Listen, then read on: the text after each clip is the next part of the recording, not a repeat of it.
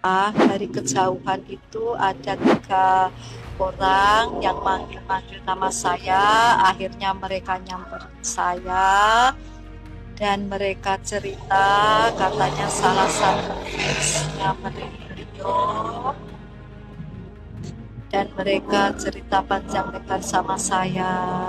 Katanya kehabisan ongkos, sudah nggak pegang duit, sudah 3 hari nggak makan. Nah, kedatangan mereka jauh-jauh itu cuma pengen ketemu. Dan pada saat itu sudah saya jelaskan kepada mereka bertiga bahwa beliau sedang tidak ada di rumah. Karena memang kalau hari Jumat pagi itu beliau ada kegiatan di luar itu berkuda. Sudah saya jelaskan sejelas-jelasnya dan mereka pun masih mau menunggu katanya pada saat itu. Nah, pas saya mau masuk ke rumah, ada salah satu di antara mereka ini yang ngomong, "Mbak, ada makanan nggak? Saya kelaparan, sudah 3 hari, saya nggak makan, saya nggak minum karena memang sudah nggak pegang uang," kata mereka. Nah, akhirnya saya tinggal masuk. Nih, saya tutup pintu samping, saya masuk. Pas nyampe di dalam rumah, saya tanya sama partner kerja saya, "Nah, Mbak, masih ada sisa makanan dari acara semalam nggak?"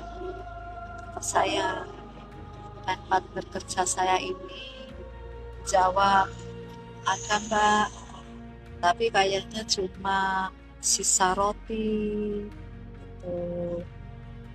Saya nanya lagi, "Kira-kira masih mau dimakan nggak?" Gitu. Partner kerja saya jawab lagi, "Kurang tahu ya Mbak, tapi kayaknya enggak kali Mbak, soalnya kan itu roti sisa," kata partner kerja saya. Saya pun ngomong lagi ke partner kerja, "Kalau memang sudah enggak dimakan, tolong dong kasih itu di samping kolam renang. Ada 3 orang yang katanya jauh dari Medan datang ke sini kepengen ketemu beliau, tapi mereka udah nggak pegang duit, udah kehabisan ongkos, terus katanya dia kelaparan.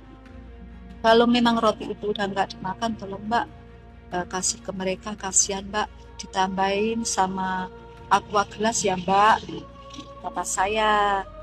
Dan akhirnya partner kerja saya ini membuka kulkasnya.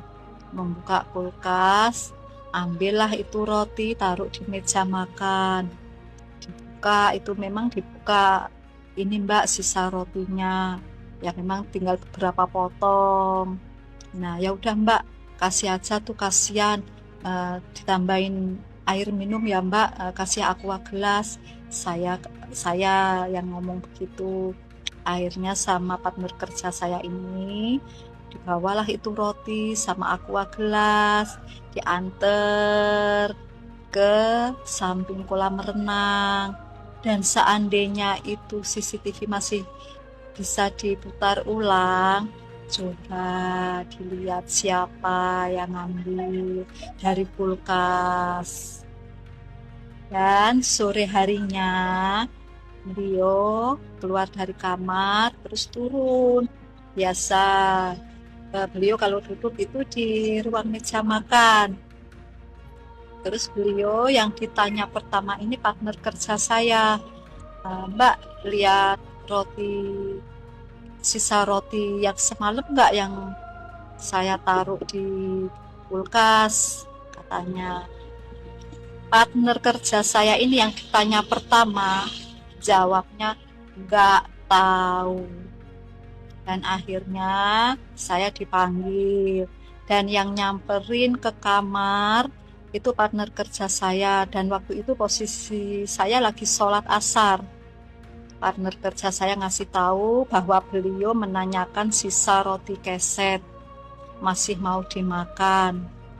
Nah, karena kita udah kasih ke orang kan otomatis memang sudah nggak ada itu roti. Dan akhirnya partner kerja saya ini udah ngasih tahu saya, Mbak, tolong ya, kalau nanti ditanya jawabnya sama. Takutnya kalau nggak sama, nanti saya dipulangin ke yayasan. Saya kan baru kerja 2 minggu di sini. Kalau saya dipulangin ke yayasan, kapan saya mau ketemu sama keluarga saya? Saya udah lama nggak ketemu suami, nggak ngumpul sama keluarga, hampir 1 tahun. Terus kalau saya dipulangin ke yayasan, otomatis saya juga harus bayar penalti. Saya mohon ya Mbak, jawabnya sama.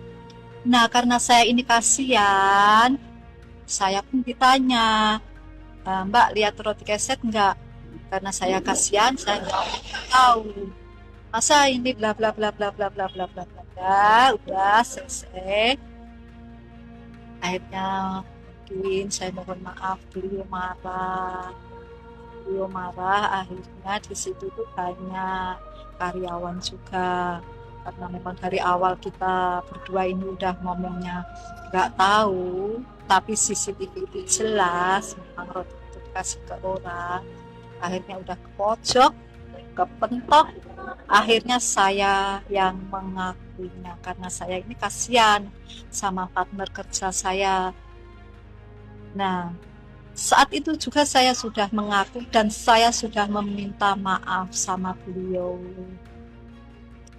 Dan itu sisa roti keset itu, jujur, saya kasih ke orang karena mereka itu fansnya beliau. Dan roti keset itu bukan untuk keluarga atau saudara saya. Begitu kronologi kejadiannya. Saya pribadi, saya mohon maaf karena sudah membuat beliau kecewa. Tapi saya percaya karena saya tahu beliau itu orang yang sangat baik, sangat bijaksana. Karena saya tahu beliau itu orang yang sangat baik, saya itu di luar dugaan saya kira roti itu nggak ditanyain lagi. Pagi buka kulkas, tangannya masuk, diambil kue itu, dibungkus, dibawa ke pintu samping dekat kolam. Ada yang tahu nggak pintu aku yang di kolam? Di situ terlihat dia ngasih ke nggak tahu tetangga, nggak tahu keluarga, pokoknya orang lewat gitu loh. Aku ya 3 orang. Itu hari Jumat, itu nggak tahu itu maksudnya nggak tahu siapa, nggak tahu kenapa. Maksudnya pun kalau niatnya memang ngasih orang makan, itu bener-bener nggak apa-apa banget. Tahu aku dong. Maksudnya kan aku kalau ada orang mau, ya udah ambil aja. Tapi kan alangkah lebih baik ada komunikasi. Minta izin, jujur bilang. Pun kalau aku tanya, Mbak di mana? Oh saya kasih Mbak ke orang, itu nggak apa-apa banget. Tapi dia kan bilang saya nggak tahu Mbak, mungkin editor. Dia sampai jual nama editor. Terus aku kayak ngelihat video itu orang-orang pakai baju hitam gitu, 3 orang baju hitam jalan kaki si makanan. Iya, karena mungkin dia kira makanan sisa, dipikir nggak dimau. Cuman kan kenapa harus jawab nggak tahu gitu loh. So aku namanya tentang makanan kan nggak pikir panjang ya. Aku marah, aku murka. Mbak, kenapa Mbak nggak jujur? Kalau Mbak tujuan yang ngasih orang makan, saya dengan sangat senang hati bahkan bisa kasih lebih. Kalau Mbak mau kasih saya punya nggak apa-apa kasih, tapi Mbak bilang, Mbak nggak usah ngasih tahu saya editor Mbak yang ngambil, kan saya jadi sidak semuanya Mbak, kan saya nggak enak. Aku bilang gitu. Mbaknya nangis, aku nggak tega. Tapi peraturan di rumah Ricis waktu itu, kejujuran nomor 1 di atas segalanya. Jadi mau nggak mau, atas perintah kita harus memberhentikan kerjasama dengan Mbak tersebut. Sebenarnya nggak kasihan sih, cuman ini kita sharing ya. Yang pertama, ibu saya pernah dibilang nyolong atau mencuri hampers semenjak acara Tedak Sinten Moana. Ini semua terjadi karena kesalahpahaman aja. Kita memang hampers itu waktu itu adalah sebuah endorsan yang mungkin harus di-storyin. Jadi dimana ketika manajemen udah dapet, alhamdulillah tamu undangan juga udah dapet hampers, bahkan keluarga Ricis mungkin udah dapet. Nah, pihak manajemen mungkin bahkan adik sepupunya Ricis sendiri memberikan kepada keluarga saya, kepada asisten saya. Dia bilang ini udah bukan punya siapa-siapa lagi, jadi bawa aja.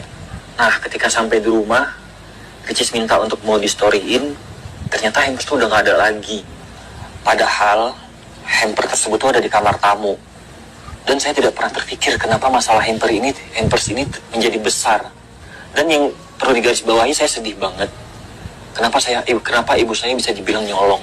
Padahal sampai detik ini, hampersnya nggak pernah saya kirim ke Aceh. Sampai kita selesai sewa rumah Kemang dan pindah ke Kebagusan, hampers itu masih ada. Yang kedua,